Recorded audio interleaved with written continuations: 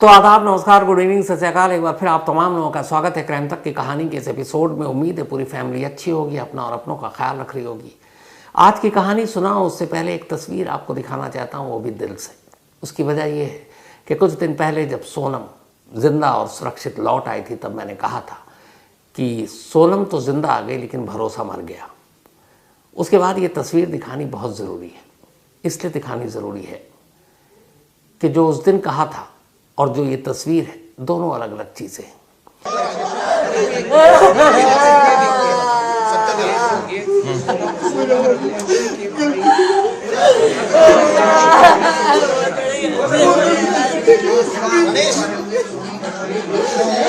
गोविंद है सोनम का भाई, वही गोविंद जो 15 दिनों तक अपनी बहन को मेघालय में ढूंढता फिर रहा था।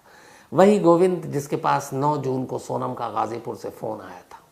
और इस वक्त वही गोविंद अपने सोनम के उसी ससुराल में, यानी राजा रघुवंशी के घर पर, जिस राजा रघुवंशी का कत्ल खुद गोविंद की बहन सोनम ने किया, जो अब तक इल्ज़ाम है। राजा रघुवंशी के घर पर जब पहली बार पता चला कि सोनम ही कातिल है, तो सोनम की लगी तस्वीरों को फाड़कर जला दिया गया था। लोग गुस्से में थे, रिश्तेदार गुस्से में थे, घर वाले गुस्से में थे। लेकिन उसी सोनम का भाई और उसकी हिम्मत देखिए कि वो उसी राजा के घर पहुंचता है, राजा की माँ के गले मिल मिल कर रोता है। ये जो एक फ्रेम है ना इस तस्वीर की, इस एक फ्रेम में मरी हुई इंसानियत का थोड़ा सा हिस्सा नजर आता है कि जिसकी बहन पर इस घर के चिराग को बुझा देने का इल्ज़ाम है, उसी का भाई उस घर में वहाँ जाकर उन लोगों से माफ़ी मांगता है, उन्हें हौसला देता है और फिर कहता है कि उसकी बहन कसूरवार है तो वो खुद उसे सज़ा दिलाने के लिए किसी भी हद तक जा सकता है। राजा के घर वाले भी अच्छे लोग, उन्हें भी पता है कि सोनम का ये भाई जो अपनी बहन को ढूंढने के लिए 15 दिनों से घर बार छोड़कर मेघालय में भटक रहा था, वो बेचारा अनजान था। उसे पता ही नहीं था कि उसकी बहन क्या कर रही है। ये तस्वीर इसीलिए दिखाना चाहता था कि अक्सर होता यह है कि जब कोई क्राइम करता है या कोई क्रिमिनल पकड़ा जाता है, तो उसके साथ साथ हम उसके पूरे परिवार को क्रिमिनल बना देते हैं, जबकि क्राइम करने वाला एक होता है। यहाँ सोनम गुनहगार है, लेकिन सोनम के इस भाई की कोई गलती नहीं, क्योंकि कहानी के ऊपर मेघालय के DIG Davis N R Marak, Davis N R Marak से हमारे आज सहयोगी अरविंद ओझा ने मेघालय में बातचीत की थी। सोचकर भी अजीब लगता है कि जिसकी शादी को सिर्फ 11-12 दिन हुए हैं, पति को मार डालती है। पति हथियार से घायल होने के बाद जमीन पर तड़प रहा, अभी जिंदा है, मरा नहीं है राजा रघुवंशी। 3 किलर उसके पास खड़े हैं और वहीं पर खड़ी है उसकी पत्नी सोनम। राजा मरने से पहले ये देख चुका था और राजा मरने से पहले ये जान चुका था कि उसकी मौत की वजह क्या है। सोचिए, वो हनीमून मनाना गया था। जो डीआईजी साहब ने इन लोगों से पूछताछ की, उसके बाद जो कहानी आई है वो ये है कि 23 मई की दोपहर को तीनों सुपारी किलर एक स्कूटी पर गए और सोनम और राजा रघुवंशी एक स्कूटी पर, क्योंकि तब तक राजा जिंदा था। इसके बाद वो पहुंचते हैं उस जगह पर जहां 300 स्टेप्स के बाद, 3000 स्टेप के बाद नीचे जाना था, फिर ऊपर आना था। स्कूटी पार्क करते हैं और उसके बाद ये लोग नीचे जाते हैं। नीचे जाने के बाद सन्नाटा था और वहाँ अचानक मौका देखकर एक सुपारी किलर आकाश हमला करता है। जब हमला करता है, सोनम पास में खड़ी थी। जब राजा रघुवंशी गिर पड़ता है, तब सोनम करीब आती देखने के लिए कि सचमुच वो मरा कि नहीं। थोड़ी देर के बाद जब यकीन हो जाता है उन सुपारी किलर के साथ साथ सोनम को भी कि अब राजा मर चुका है, इसके बाद अब राजा की लाश को वहां से उठाकर बराबर में एक खाई थी, उस खाई में फेंकना था। 3 किलर थे, तीनों ठीक ठाक हट्टे कट्टे, आराम से राजा की लाश को उठाकर खाई में फेंक सकते थे। लेकिन पता नहीं क्या बात थी कि सोनम उन सुपारी किलर की मदद के लिए आगे आती है। फिर 4 हो जाते हैं, चारों मिलकर एक एक हाथ पैर राजा रघुवंशी का पकड़ते हैं। और फिर उसको उठाकर पास की खाई में फेंकते हैं। एक सुपारी किलर ने एक पैर, एक ने दूसरा पैर, एक ने एक हाथ, एक ने एक हाथ। इनमें से एक हाथ जो अपने पति को खाई में फेंकने जा रही थी वो सोनम का हाथ था। लाश को फेंकने के बाद अब ये लोग 3000 स्टेप ऊपर आते हैं। ऊपर आने के बाद स्कूटी अब भी 2 है, लेकिन अब आदमी हो गए 4, क्योंकि नीचे गए थे 5। राजा रघुवंशी की अब मौत हो चुकी थी, लाश खाई में फेंकी जा चुकी थी। अब वापस ऊपर आते हैं। एक स्कूटी पर 2 कातिल बैठता है, दूसरी स्कूटी पर अब एक कातिल और साथ में पीछे बैठती है सोनम। जिस कातिल ने सोनम के पति राजा रघुवंशी को मारा, उसी की स्कूटी पर बैठकर अब ये चारों वहाँ से निकलते हैं। करीब 12 किलोमीटर दूर पहुँचते हैं। वहाँ जाने के बाद सोनम उस स्कूटी से उतर जाती है और उस स्कूटी को फिर वहीं लावारिस हालत में छोड़ दिया जाता है। इसके बाद तीनों सुपारी किलर निकल जाते हैं, सोनम अलग निकलती है। ये जो शिलोंग के डीआईजी हैं, ये उनका स्टेटमेंट है। तीनों अक्यूज्ड ने, कॉन्ट्रैक्ट किलर ने राजा रघुवंशी का मर्डर किया, तो बॉडी को खाई में फेंकने में किन किन का रोल था? देखिए, वो लोग ने जब हम लोग ने इंटरोगेट किया, इनिशियल इंटरोगेशन में वो लोग ने बताया कि वो तीनों, और वो लोग ने राजा का बॉडी को वो लोग ने उठाया और उसके वो लोग तीनों के साथ सोनम ने भी खुद वो लोग को मदद किया है उसको बॉडी को उठाने में। अपने इंटरव्यू में ऑन द रिकॉर्ड कि लाश को खाई में फेंकने वालों में से एक सोनम थी। अब ये तो 23 तारीख की बात हो गई। जो इन्वेस्टिगेशन के दौरान बाकी चीजें पता चली, उनमें से एक ये कि सोनम और राजा रघुवंशी जब मेघालय पहुंचे तब उनके पास 4 मोबाइल फोन थे, लेकिन पुलिस को अब तक सिर्फ एक फोन मिला है। 3 मोबाइल गायब है। उन तीनों की तलाश की जा रही है। शादी के बाद 11 मई को शादी हुई और 13 मई तक सोनम ससुराल में रही। 11, 12, 13, 14 को मायके गई थी। लेकिन इन 3 दिनों में सोनम और राजा रघुवंशी के साथ एक पति पत्नी वाले रिश्ते नहीं थे, न संबंध थे। उसकी एक वजह थी।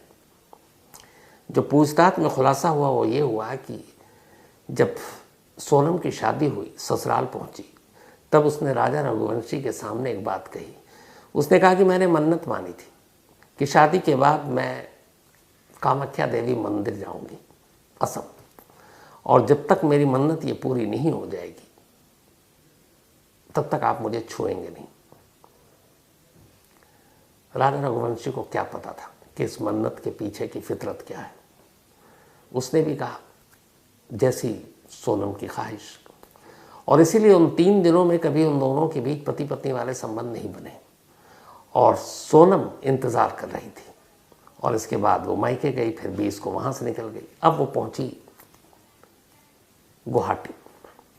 गुवाहाटी में उसने कामाख्या देवी मंदिर के दर्शन पूरे कर लिए। अब उसकी मन्नत पूरी हो गई।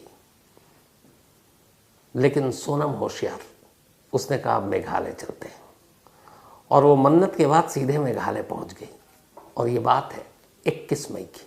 20 मई को निकले थे, 21 मई को मन्नत पूरी हुई और वो अब मेघालय पहुंच चुके हैं।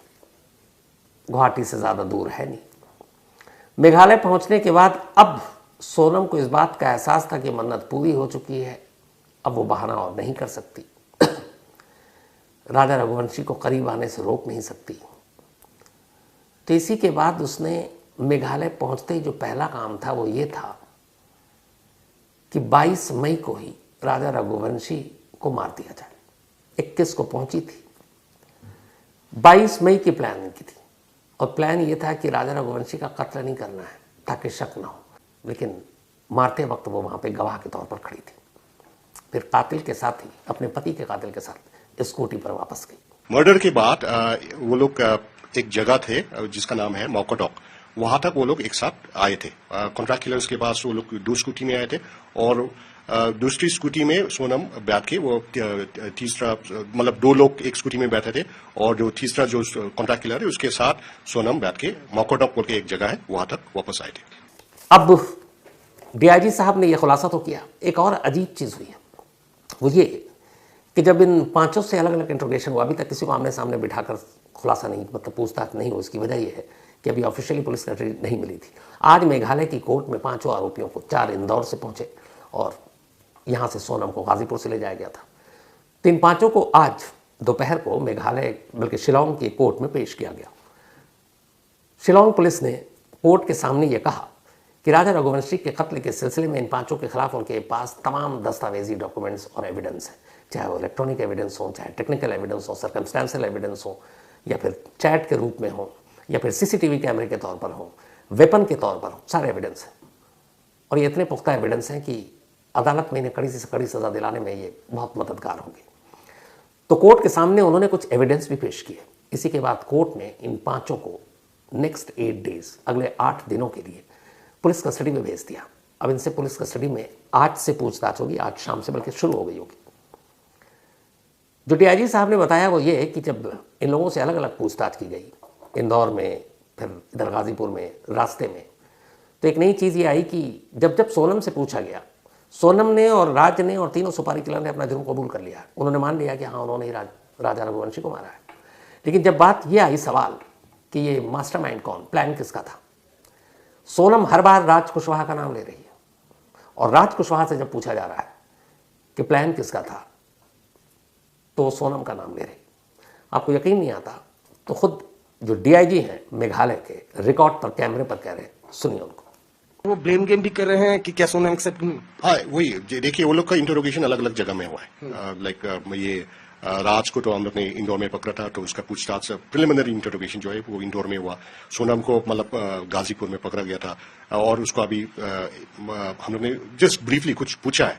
तो जो हम लोग का ब्रीफ इंटरोगेशन में वो अभी वो ब्लेम गेम चल रहा है कि जैसा कि इसका मास्टर माइंड कौन है, मतलब प्लान किसने बनाया था। तो सोनम बोल रहा है कि राज ने बनाया था, राज बोल रहा है कि सोनम ने बनाया था। वो ऐसा कंट्रोडिक्शन अभी चल रहा है। तो अभी तो मुकदमा भी शुरू नहीं हुआ, ऑफिशियल पूछताछ भी अब शुरू हो रही है। लेकिन लगता है कि इन दोनों प्रेमी जोड़ों के बीच अभी से दरार पड़नी शुरू हो गई है, क्योंकि जब बात जुर्म और सज़ा की है तो एक दूसरे पर अब डाल रहे हैं। सोनम कह रही है कि इसकी प्लानिंग थी राज की, राज कह रहा है कि सोनम की थी। लेकिन जाहिर सी बात है कि जो सारे एविडेंस हैं और जब 8 दिन है अभी मेघालय पुलिस के पास, पूछताछ के दौरान सारी सच्चाई तो सामने आ जाएगी। एक जो मैंने पहले भी आपको कहा था कि आखिर ये सेल्फी किलिंग वाली बात क्यों थी, सेल्फी क्यों, तो मेघालय पुलिस ने बताया कि जब सोनम के सोशल मीडिया अकाउंट को खंगाला गया, गूगल सर्च इंजन के जरिए उसकी देखी गई क्या क्या वो कर रही थी पिछले 1 महीने में, तो मेघालय को बहुत सर्च किया था उसने। मेघालय, चेरापूंजी, इन सबको सर्च किया और यहाँ से भी क्लू मिला। तो असल में, और दूसरा उसने ये भी देखा कि सेल्फी को लेकर कितने हादसे हो रहे हैं, अलग अलग हर खबरें आती रहती हैं। तब उसे पहली बार ये आया था कि अगर सुपारी किलर से मारते हैं तो थोड़ा सा एक डाउट होता पकड़े जाने का। तो सुपारी किलर से किलिंग का सेकंड ऑप्शन रखा गया था।